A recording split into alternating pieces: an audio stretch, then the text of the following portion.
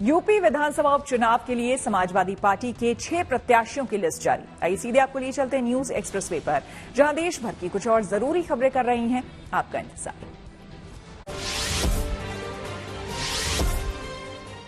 दिल्ली के पूर्व मुख्यमंत्री अरविंद केजरीवाल के सरकारी आवास रहे 6 फ्लैग स्टाफ रोड को पीडब्ल्यूडी ने सील कर दिया और वहां डबल लॉक लगा दिया। कहा जा रहा है कि आवास को खाली और हैंडओवर करने को लेकर ये पूरा विवाद है। गलत तरीके से हैंडओवर लेने के आरोप लगाते हुए कुछ अधिकारियों को नोटिस भी जारी किए गए हैं।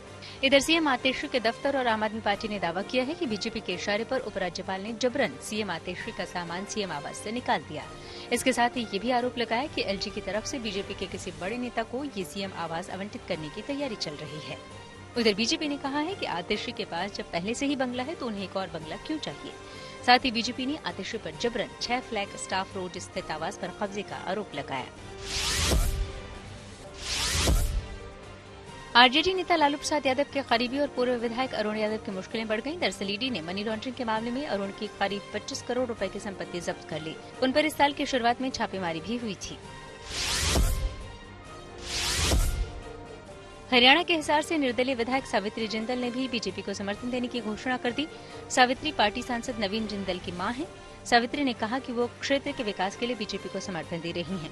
इससे पहले गन्नौर से निर्दलीय विधायक देवेंद्र कादियान और बहादुरगढ़ से निर्दलीय एमएलए राजेश जून ने भी हरियाणा बीजेपी के चुनाव प्रभारी धर्मेंद्र प्रधान और दूसरे नेताओं से मुलाकात की थी, जिसमें उन्होंने बीजेपी को समर्थन देने की बात कही।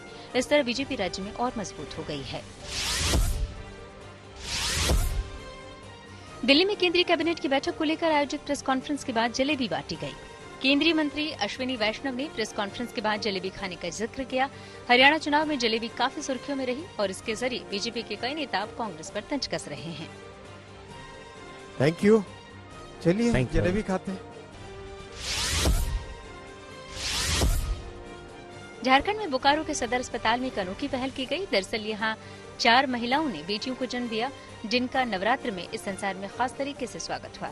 इनके परिवारों को भी आदिवासी समुदाय की स्पेशल टोपी पहनाई गई और तोहफे दिए गए। इस पहल के जरिए यही कोशिश है कि समाज बेटियों के प्रति अपनी सोच बदले और हर बेटी को एक उज्जवल भविष्य मिले।